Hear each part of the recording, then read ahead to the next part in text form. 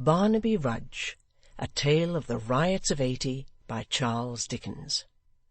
Chapter 52. A mob is usually a creature of very mysterious existence, particularly in a large city. Where it comes from, or whither it goes, few men can tell. Assembling and dispersing with equal suddenness, it is as difficult to follow to its various sources as the sea itself.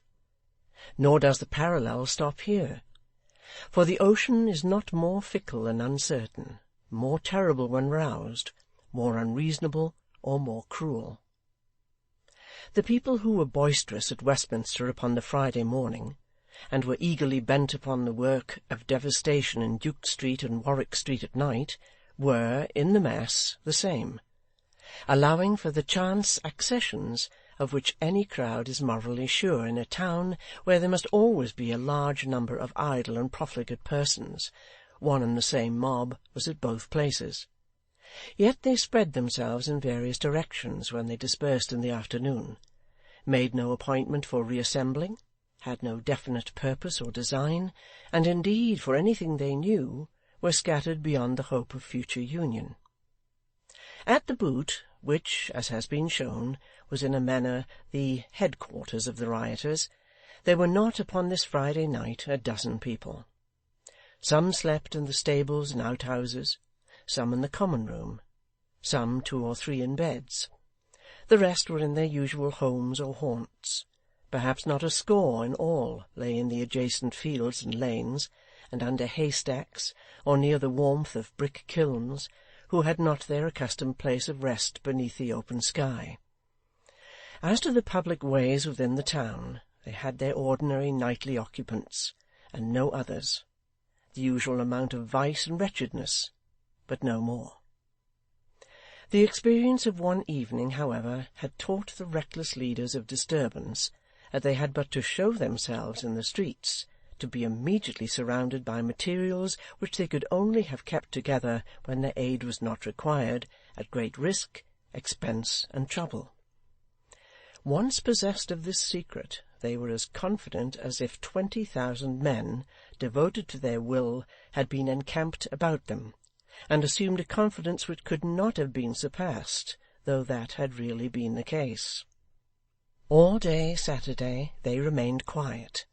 On Sunday they rather studied how to keep their men within call, and in full hope, than to follow out by any fierce measure their first day's proceedings. "I hope," said Dennis, as with a loud yawn he raised his body from a heap of straw on which he had been sleeping, and supporting his head upon his hand, appealed to Hugh on Sunday morning, "that Muster Gashford allow some rest. Perhaps he'd have us at work again already, eh?" "It's not his way to let matters drop, you may be sure of that," growled Hugh in answer. "I'm in no humour to stir yet, though. I'm as stiff as a dead body, and as full of ugly scratches as if I'd been fighting all day yesterday with wildcats." "You've so much enthusiasm, that's it," said Dennis, looking with great admiration at the uncombed head, matted beard, and torn hands and face of the wild figure before him. "You're such a devil of a fellow. You hurt yourselves 100 times more than you need, because you will be foremost in everything, and will do more than the rest." "For the matter of that," returned Hugh, shaking back his ragged hair, and glancing towards the door of the stable in which they lay, "there's one yonder as good as me. What did I tell you about him? Did I say he was worth a dozen when you doubted him?"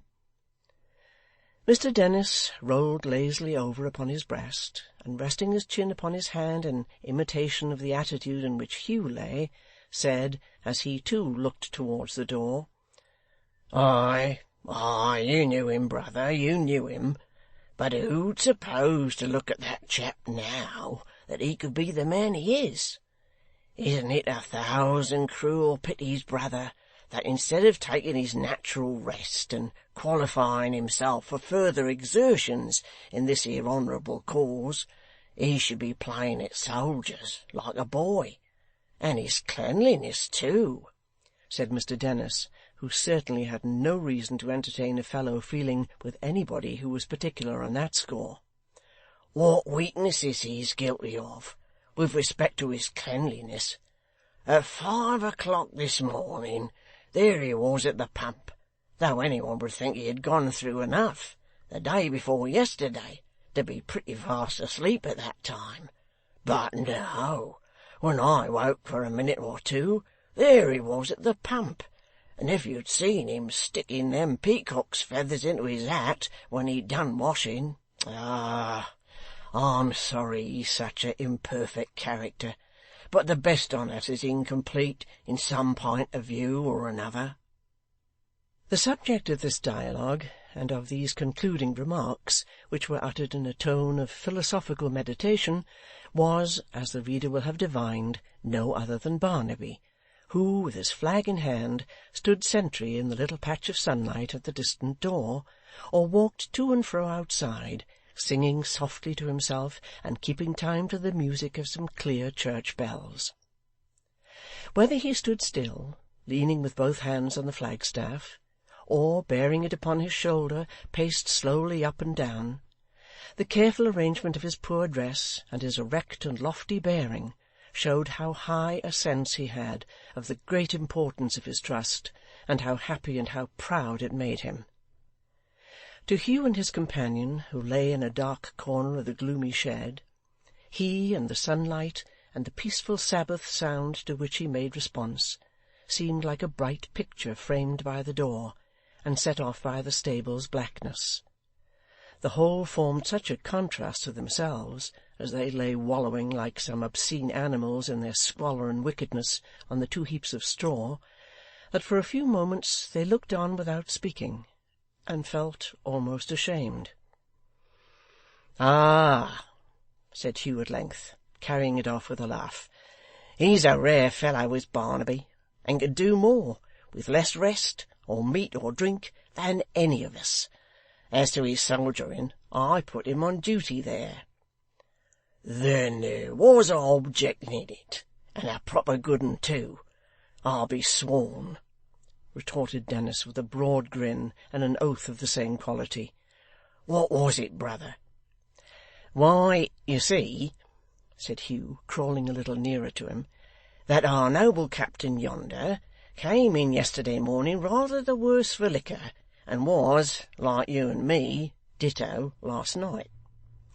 Dennis looked to where Simon Tappertit lay coiled upon a truss of hay, snoring profoundly, and nodded. 'And our noble captain,' continued Hugh with another laugh, 'our noble captain and I have planned for to-morrow a roaring expedition, with good profit in it.' 'Again the Papists?' asked Dennis, rubbing his hands.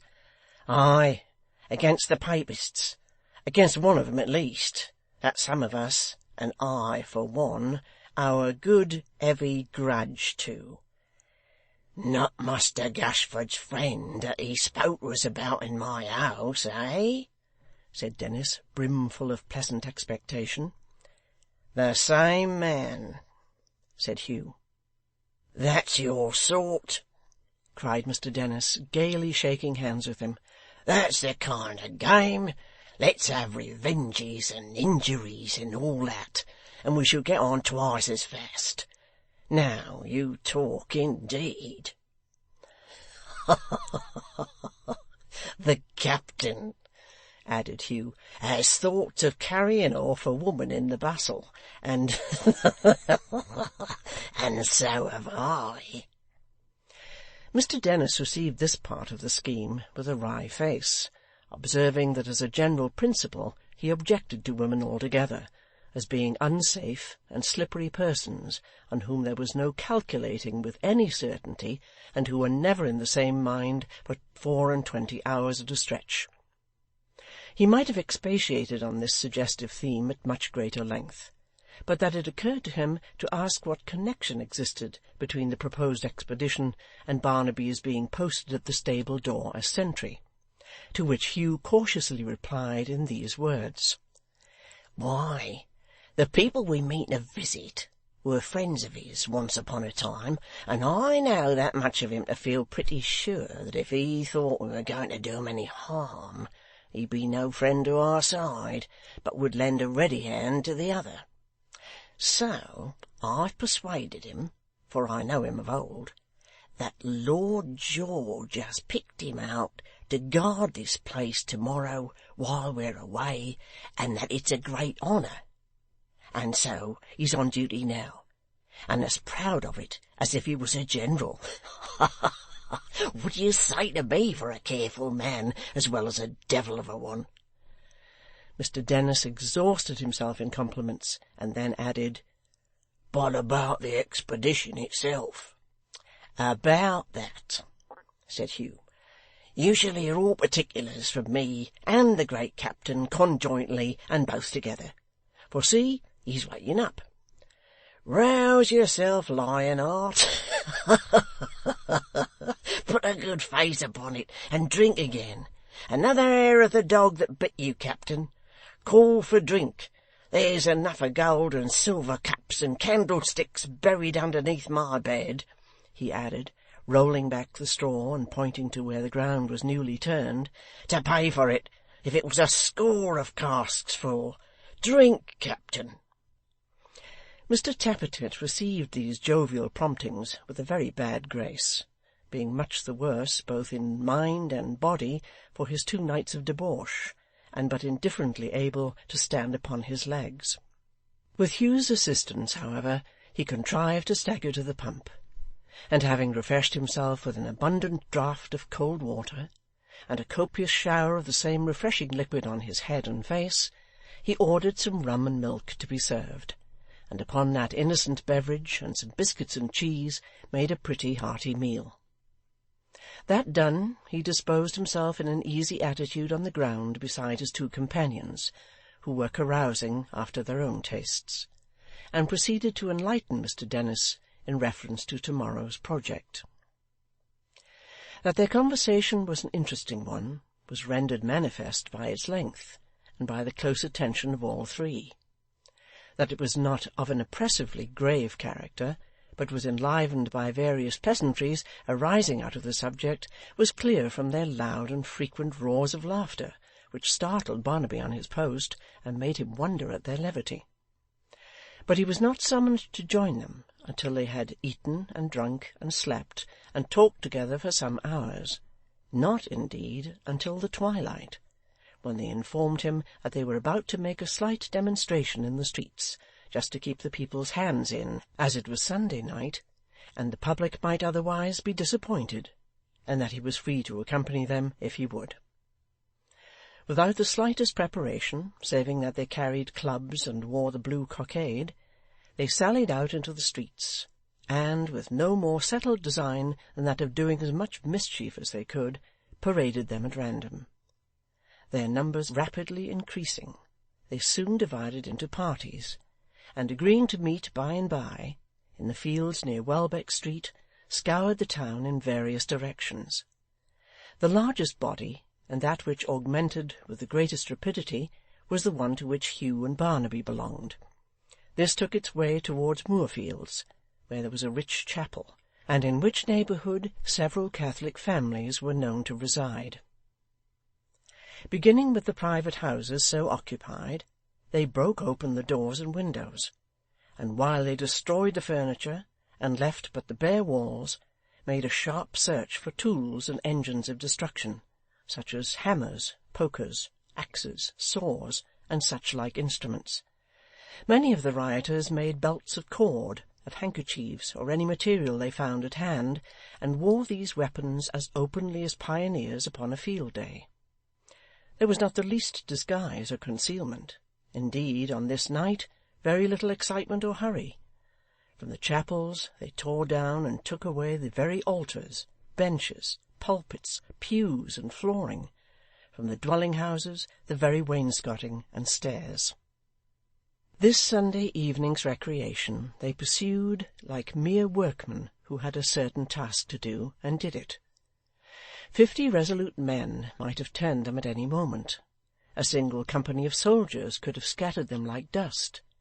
but no man interposed, no authority restrained them, and, except by the terrified persons who fled from their approach, they were as little heeded as if they were pursuing their lawful occupations with the utmost sobriety and good conduct. In the same manner they marched to the place of rendezvous agreed upon, made great fires in the fields, and reserving the most valuable of their spoils, burnt the rest. Priestly garments, images of saints, rich stuffs and ornaments, altar furniture, and household goods, were cast into the flames, and shed a glare on the whole country round. But they danced and howled and roared about these fires till they were tired, and were never for an instant checked. As the main body filed off from this scene of action, and passed down Welbeck Street, they came upon Gashford, who had been a witness of their proceedings, and was walking stealthily along the pavement. Keeping up with him, and yet not seeming to speak, Hugh muttered in his ear, "Is this better, master?" "No," said Gashford, "it is not." "What would you have?" said Hugh. "Fevers are never at their height at once. They must get on by degrees." "I would have you," said Gashford, pinching his arm with such malevolence that his nails seemed to meet in the skin, "I would have you put some meaning into your work, fools! Can you make no better bonfires than of rags and scraps? Can you burn nothing whole?" "A little patience, master," said Hugh. "Wait but a few hours, and you shall see. Look for a redness in the sky to-morrow night." With that he fell back into his place beside Barnaby, and when the secretary looked after him, both were lost in the crowd. Chapter 52.